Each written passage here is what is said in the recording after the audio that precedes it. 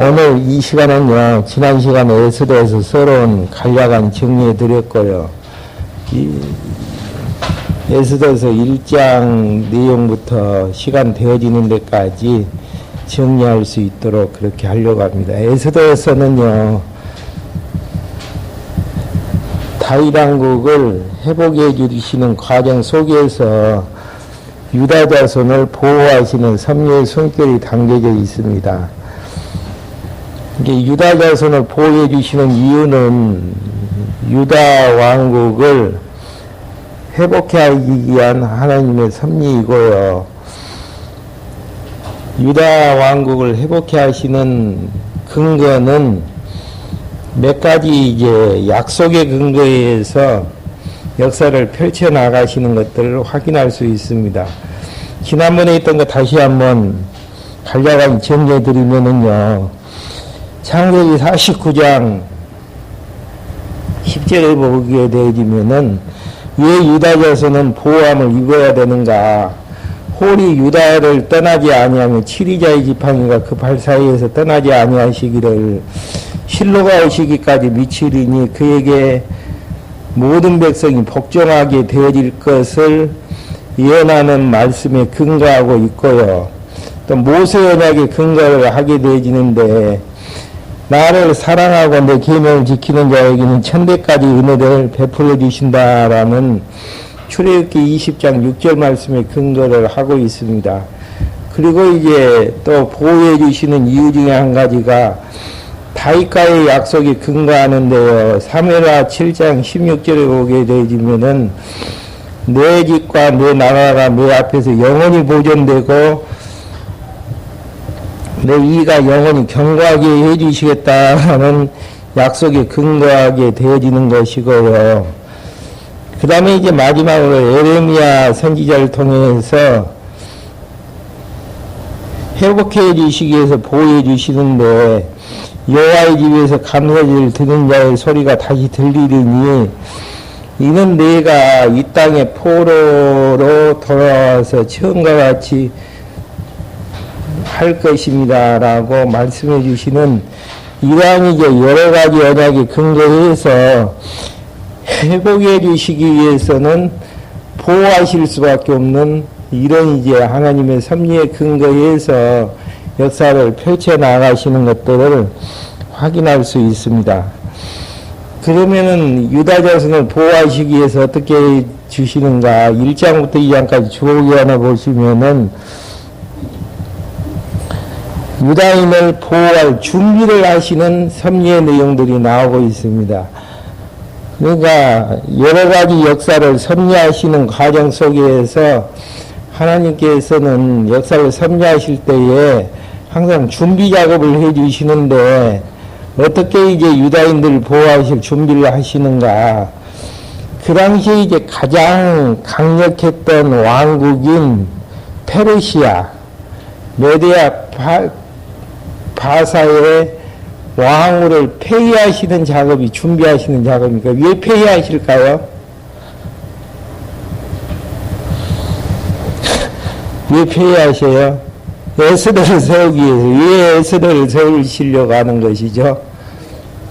유다인을 보호하시기 위해서. 왜 유다인을 보호하시려고 하시는 섭리인가요?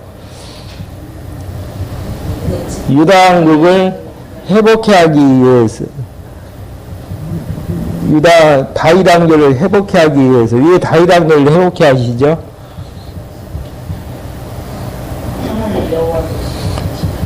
하나님이 약속대로 이루시는 여호와이심을 알게 하기 위해서. 왜 하나님이 여호와이심을 알게 하시죠? 살아계신가 하나님의 속성을 계시하시기 위해서. 그러니까 하나님이 하게 하신다 쉽게 단마디로 이야기하지 마시고요. 점점 그 근거에 의해서 구조에 의해서 이야기하고 답변해 나가는 정리해 나가는 작업들이 필요합니다. 와스지가 이제 폐위되어지는 과정 속에서 그러니까 그런 질문을 던지잖아요. 왜 와스지 보호하시는 준비하시는 작업이 와스지를 폐위하시는가?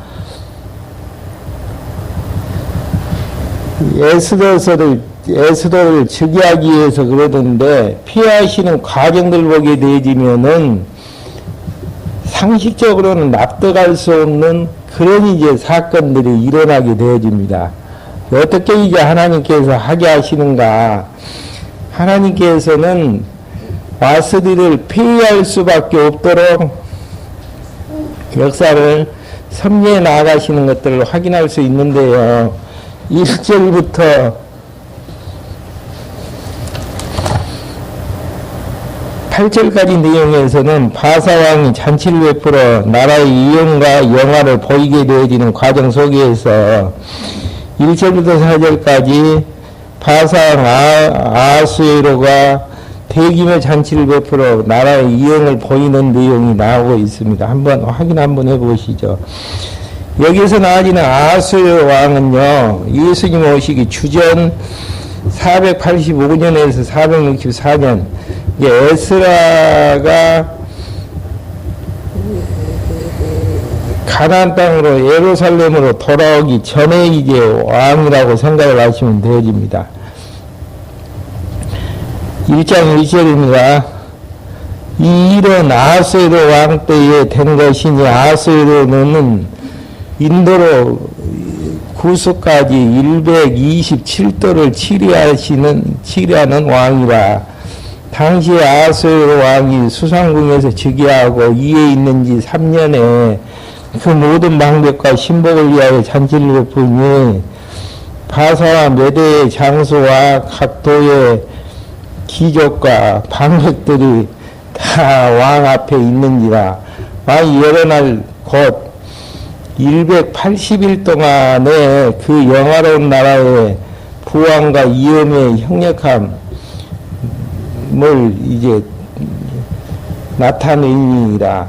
이게 메대아 파사가 엄청난 세계를 지배하는 강국임을 어떻게 나타내냐면은 사절에 보게 되지면은 180일이니까 6년 거의 6개월 동안을 잔치를 베푸는 것을 통해서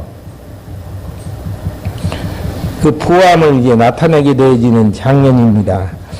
5절부터 8절까지 내용에서는 바상 아하수에로가 소규모 잔치를 베풀어 나라의 영화를 보이는 내용이 나와지는데요. 이날이 다음에 왕이 또 도성, 수산, 대소 인민을 위하여 왕궁 후원 뜰에서 7일 동안 잔치를 베풀세 백색, 녹색, 청색 휘장을 자색하는 배줄로 대리석 기둥 은고리에 메고 금과 은으로 만든 글상을 하반석, 백석, 운모석, 흑석을 깐 땅에 진설하고 금자를 마시게 하니 잔의 식양이 각기 다르고 왕의 풍부한 대로 의주가 한이 없으며 마시는 것도 규모가 있어 사람으로 억지로 하지 않게 하니 이는 왕이 모든 국내 관리에게 명하여 각 사람으로 마음대로 하게 함이더라.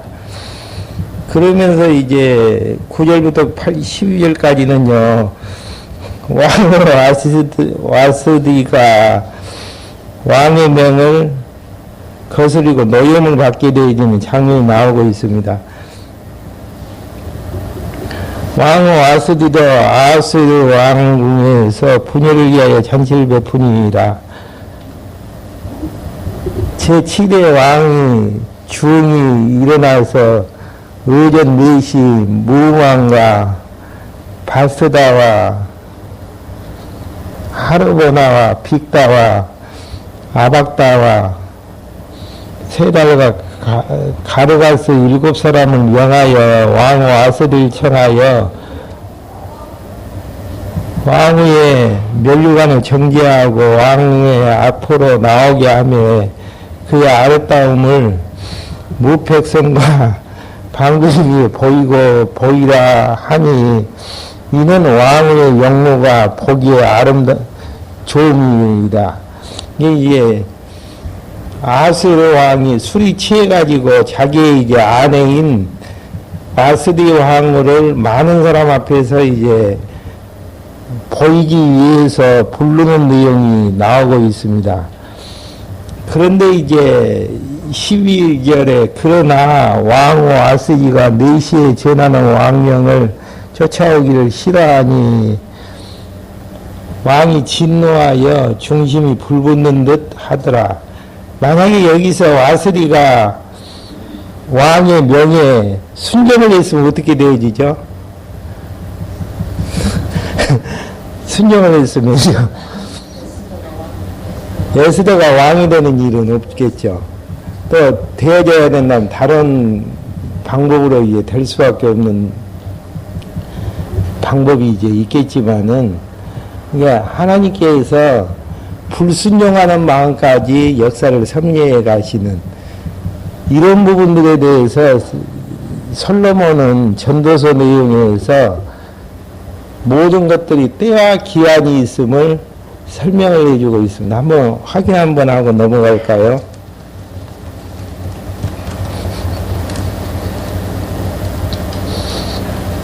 전도서 3장 1절.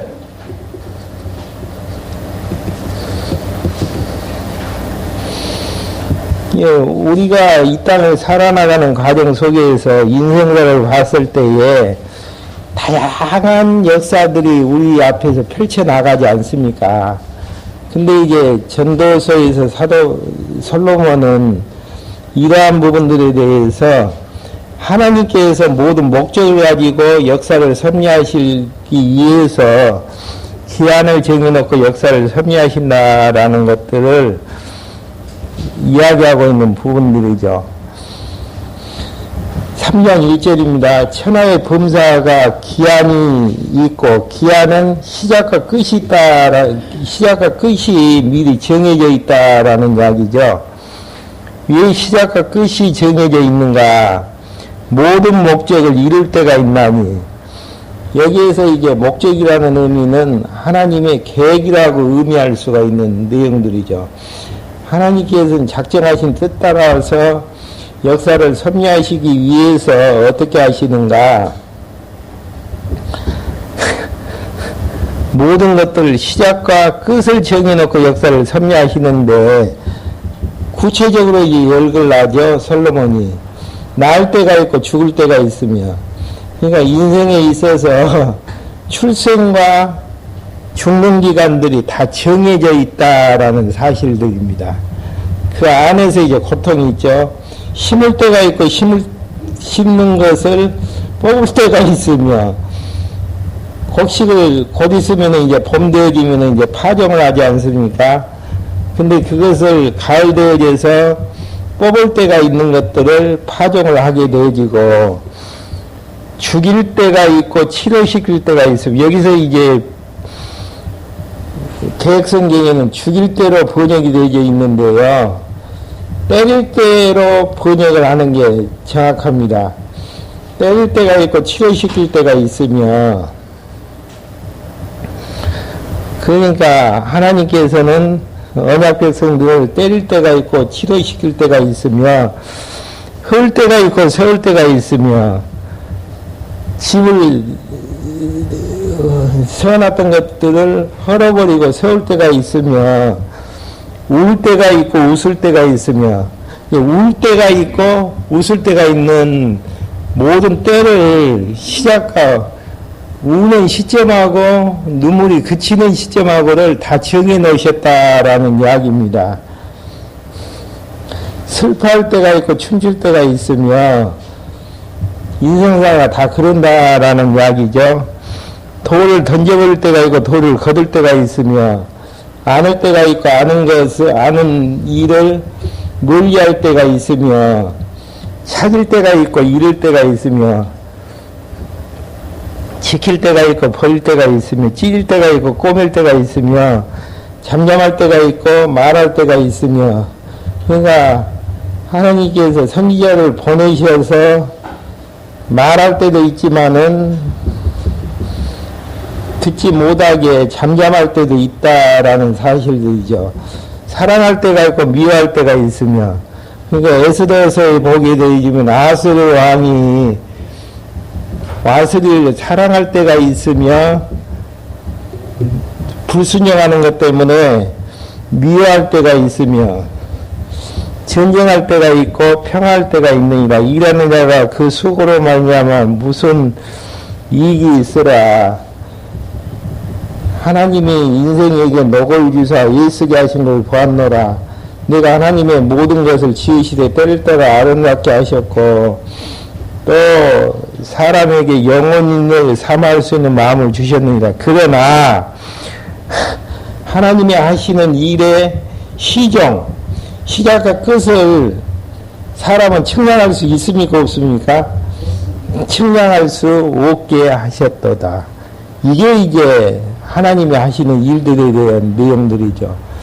여러 가지 때를 시작과 끝을 정해놓고 역사를 섭리하시는 것인데, 그러한 모든 것들이 하나님의 계획대로 역사를 섭리하시는 것들을 확인할 수 있는 내용들이죠. 신뢰를 한번 들어본다면은요, 출애굽기 7장 1절 한번 봐보실랍니까?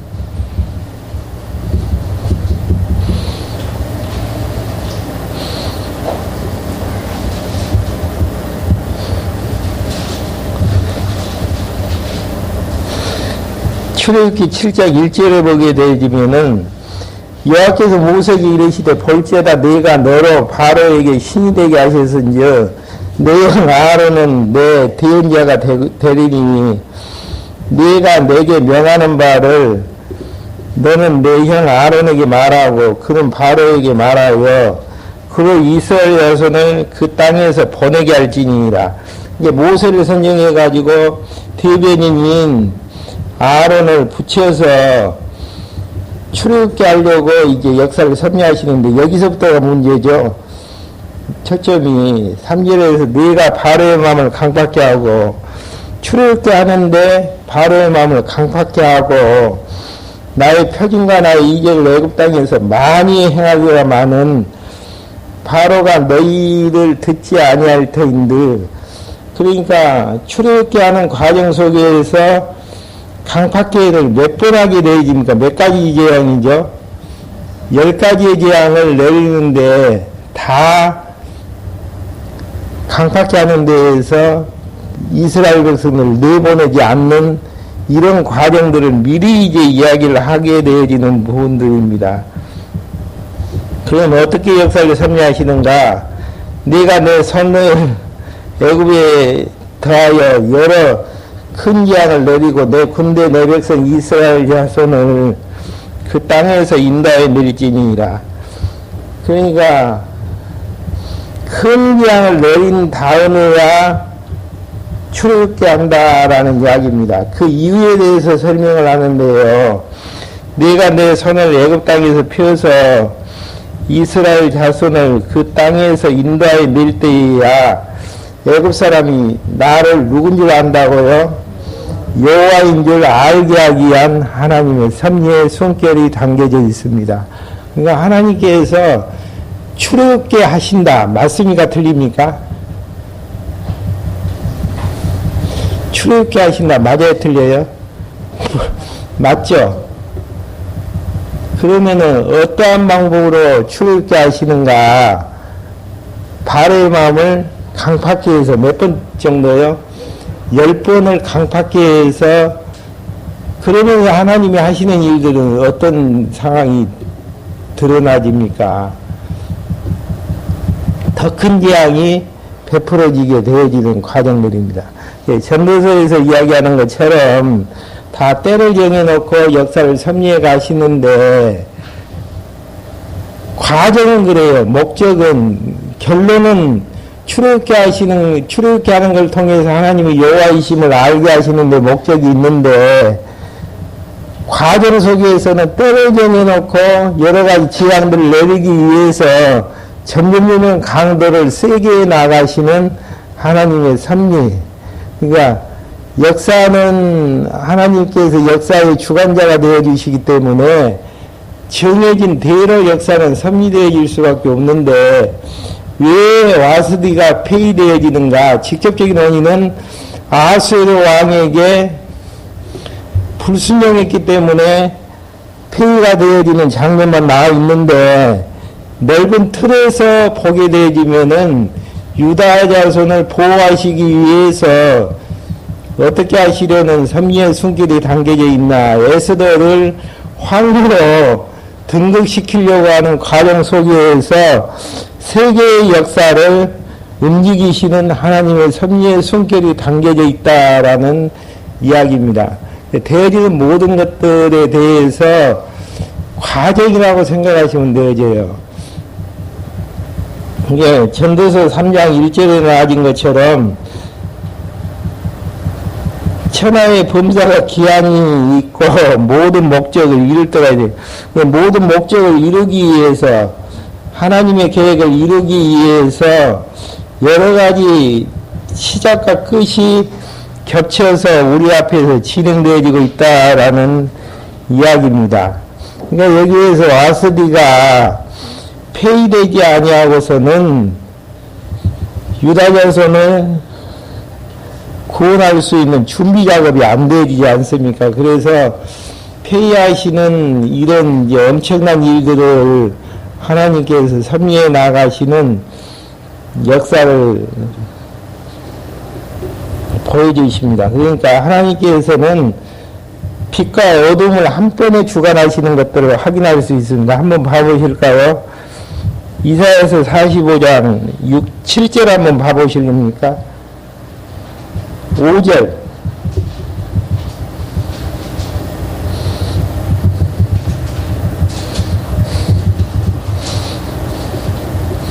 이사야서 45장 5절에 보게 되어지면은 나는 여호와라 내 외에 다른 이가 없나니 나밖에 신이 없느니라 나밖에 신이 없느니라 너는 나를 알지 못하였을지라도 나는 내 띠를 동일 것이요 해 뜨는 곳에든지 지는 곳에든지 나밖에 다른 이가 없는지를 무리로 알게 하리라 나는 여호와라 다른 이가 없느니라. 난 7절입니다. 나는 빛도 짓고 어둠도 창조하며 예, 우리의 앞길에서 빛이 비춰지고 어둠이 비춰지는 이런 것들 하나님의 작품이라는 이야기죠. 평안도 짓고 환난도 창조하나니 이는 여호와라 이 모든 일을 행하는 자니라 하였었노라. 이런 것들을 언제부터 역사를 준비하시는가? 이사야서 46장 9절 한번 봐보실렵니까?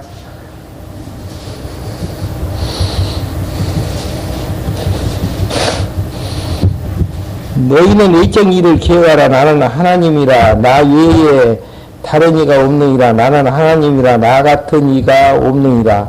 내가 종말을 언제부터 고한다고요? 처음부터 고하며 아직 이루지 아니한 일들을 외적부터 보이고 이루기를 나의 모략이 설 것이니 내가 나의 모든 기뻐하는 것을 이루리라 했었노라.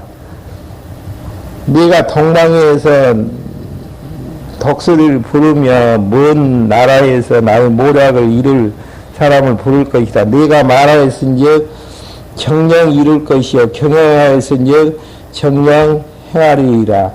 이렇게 이제 하나님께서 종말을 처음부터 고하게 되어지시는 하나님의 섭리의 숨결들이 이제 다 되어져 있는 부분들입니다. 와스디가 폐위될 것에 대해서는 언제부터 계획이 되어져 있었죠?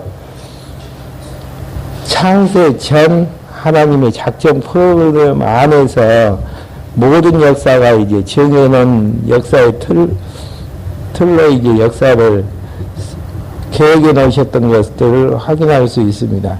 이렇게 이제 와스디가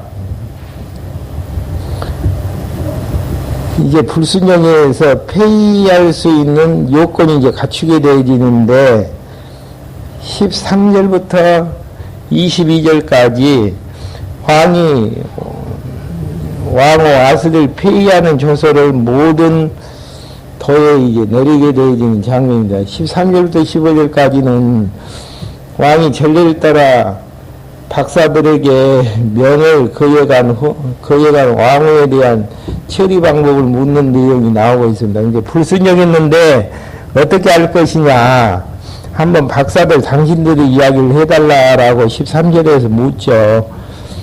왕이 살해를 하는 박사들에게 묻되 왕이 규례와 법률을 아는 자들에게 묻는 전례가 있는데 때에 왕에게 가까이 하여 왕의 기색을 살피며 나라 첫 자리에 앉은 자는 바사와 메대의 7방백 곧 가르스나와 세달과 아드마다와 다시스와 메레스와 마른스나와 문하간이라.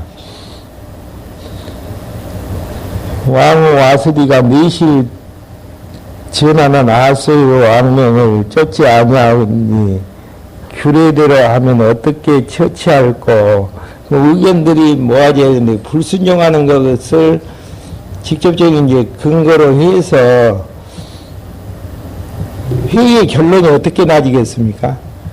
폐의적으로 나질 수밖에 없겠죠.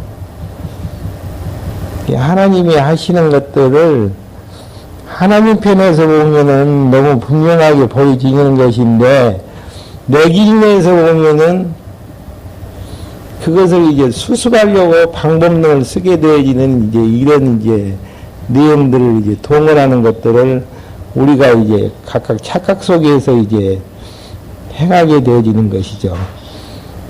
16절부터 22절까지 아수르 왕의 물음을 듣고 방백 무무간이 대답하는 내용이 이제 16절부터 나아지는데요. 무무간이 왕과 방백들 앞에서 대답을 가로되 왕후 아스리가 왕에게만 잘못할 뿐 아니라 아수르 왕의 각도 방백과 무백성에도 잘못하였나이다. 아수르 왕이 명하여 왕후 아스리를 청하지어도 오지 아니하였다는 왕후의 행위의 소문이 모든 부녀에게 전파되면 저희도 그 남편을 멸시할 것인즉 오늘이라도 바사와 메대의 기부인들이 왕의 행위를 듣고 왕의 모든 방백들에게도 그렇게 말하니 멸시와 분노가 많이 일어날 일이다. 이 이야기는 무슨 이야기냐면요. 지금 왕후의 문제뿐 아니고 모든 방백들의 문제가 되어져서 이제는 남편 이야기를 안 들을까 아니겠느냐. 라는 이제 의견으로 이제 좁혀지게 되어집니다. 그랬을 때 19절 왕이 만일 선히 여기실 때 와스리로 다시는 왕 앞에 오지 못하게 하는 조서를 내리되 바사와 메대의 법률 중에서 기록하여 변형감이 없게 하고 그 왕의 일을 저보다 나은 사람에게 주소서. 그러니까 와스리를 폐위를 해야 되고 다른 사람을 이제 왕으로 이제 세워야 됩니다. 그것이 이제 의견입니다라는 이야기죠. 왕의 조서가 이 광대한 전국에 반포되면 기천을 물어나고 모든 부녀가 그 남편을 존경하리라. 시범 케이스로 왕을 쫓아내야 된다라는 이야기죠. 그러면은 이제 무무간의 이런 이제 내용들에 대해서 많은 방백들이 어떻게 해야 되겠습니까? 동의를 해줘야 되잖아요. 왕과 방백들이 그 말을 선히 여긴지라 왕이 무무간의 말대로 행하여 각 도, 각 지방의 백성의 문자와 방언대로 모든 도의 조서를 내려 이르기를 남편으로 그 집을 주관하게 하고 자기 민족의 방언대로 말하게 하라 하였더라. 이렇게 해서 폐의하는 걸로 공식적으로 이제 대신들의 의견을 모아서 폐의를 허락하게 되어지는 내용들입니다. 그러니까 여론이라는 것은 어떻게 흐르냐면은 폐의 쪽으로 흘러가게 되어지는, 그러니까 하나님이 하신다라는 것들을 확인할 수 있잖아요. 예. 하나님께서 보호하신다, 단 한마디로 이야기하는 것보다도 어떻게 하나님께서 보호해 나가시는가, 여론과 방백들의 마음들을 주관케 해서 역사를 섭리하시는 것들을 확인할 수 있는 대목들이죠. 그 다음에 해야 될 일들이 무슨 일들이죠? 와스디가 폐위됐기 때문에 에스더가 왕에 이제 오르는 일들이 이제 잘 진행이 되어야 되지 않겠습니까? 이게 이제 형통한 기름을 확인할 수 있는 대목들이죠. 어떻게 이제 고아인 에스더가 유다인이면서 왕위에 오르게 되어지는가의 과정들을 2장 내용에서 에스더가 즉위하는 부분들이 이제 나오게 되어지는데요.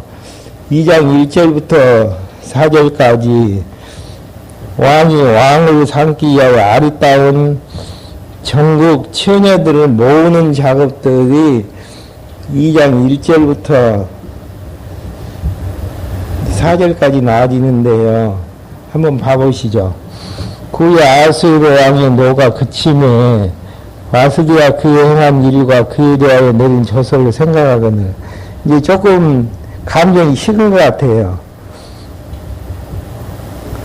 그래서 이제 그걸 이제 알게 되셨을 때에 2절에서 왕의 시신이 아뢰되 왕은 왕을 위하여 아리따운 처녀들을 구하게 하시되 전국 각도에서 관리를 명령하여 아리따운 처녀를 다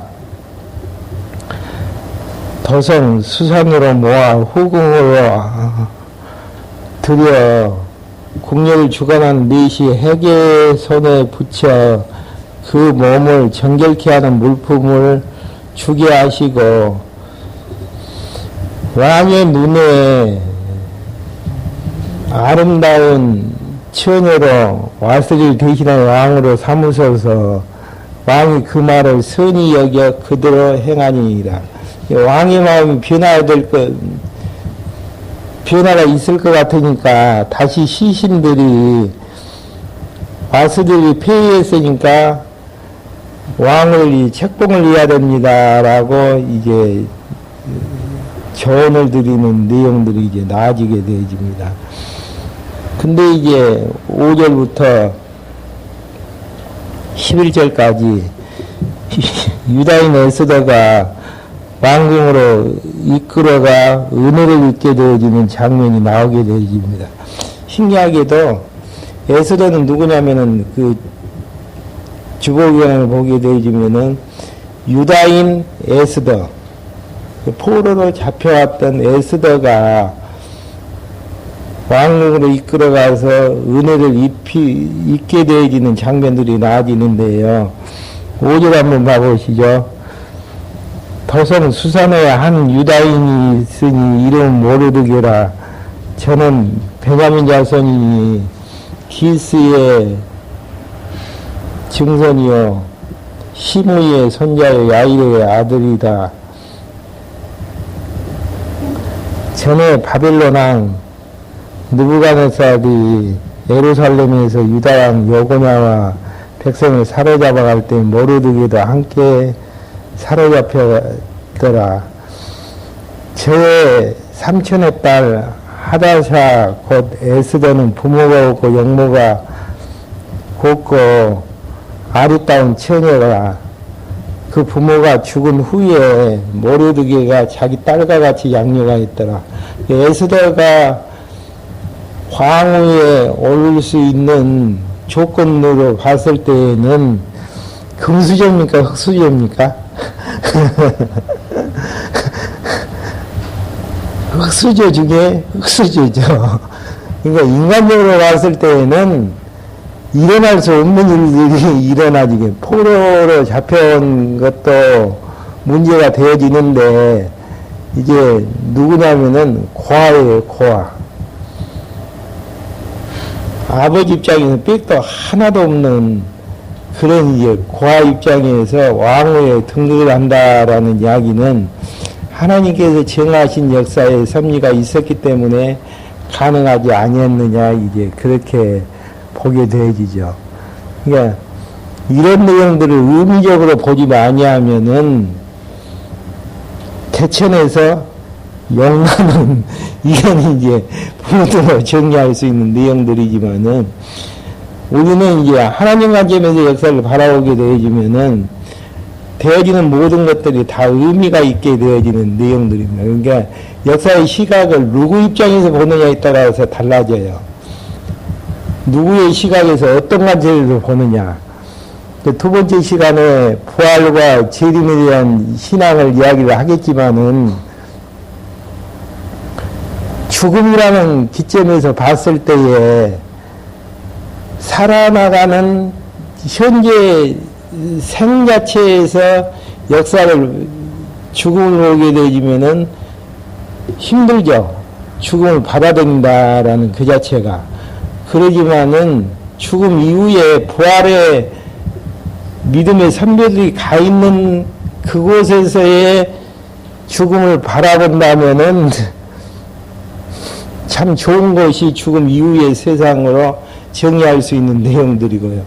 어느 관점에서 보느냐에 따라서 좋기도 하고 힘들기도 하는 부분들이죠. 그러니까 하나님 관점에서 역사를 정의를 하게 되어지면은 되어지는 모든 것들이 하나님의 은혜 아닌 게 하나도 없고요. 긍정적으로 부정적인 것들은 하나도 없는 것입니다. 그랬는데 내 관점에서 보게 되면은 욕심이라는 잣대에 의해서 역사를 평가하기 때문에 부정도 있고 긍정도 있고 힘은 것이었습니까? 거둔 것이었습니까? 힘은 것은 고통스럽지만은 거둔 것은 좋지 않아요. 헐 때가 좋습니까? 세울 때가 좋습니까? 세울 때가 좋다라고 긍정적으로 평가를 하게 되어지지만은 하나님 편에서 볼 때는 세우는 것도 좋고 헐어지는 것도 좋고 심는 것도 좋고 거두는 것도 좋고 앉는 것도 좋고 빼앗기는 것도 좋다라는 그 정도의 신앙을 갖기 위해서는 하나님이 여호와라는 이런 이제 신앙에 총체적으로 정의되지 아니하고서는 답을 얻을 수가 없는 이런 이제 부분들이죠. 어차피 시간 다 못 끝내겠네요. 다음 시간에 어떻게 이제 유다인 에스더가 왕궁으로 이끌어가서 은혜를 입게 되어지는지 한번 확인할 수 있도록 그렇게 하겠습니다. 기도하시겠습니다. 하나님 아버지, 저희들 이 시간에 불러 모아주셔서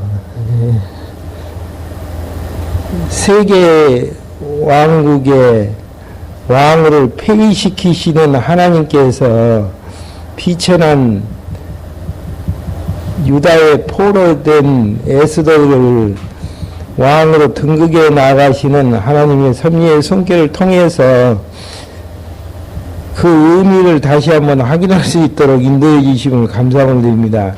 되어지는 모든 것들이 하나님의 뜻 아닌 게 하나도 없는데도 아직도 저희들은 역사를 평가함에 있어서 인본주의적인 내 관점에서 역사를 평가할 때가 있습니다. 우리의 생각을 바꾸게 해주셔서 되어지는 모든 것들을 통해서 기뻐하고 즐거워하며 의미부여를 하면서 살아나가는 저희들로 인도해 주시옵소서. 예수 그리스도의 이름으로 기도했습니다. 아멘.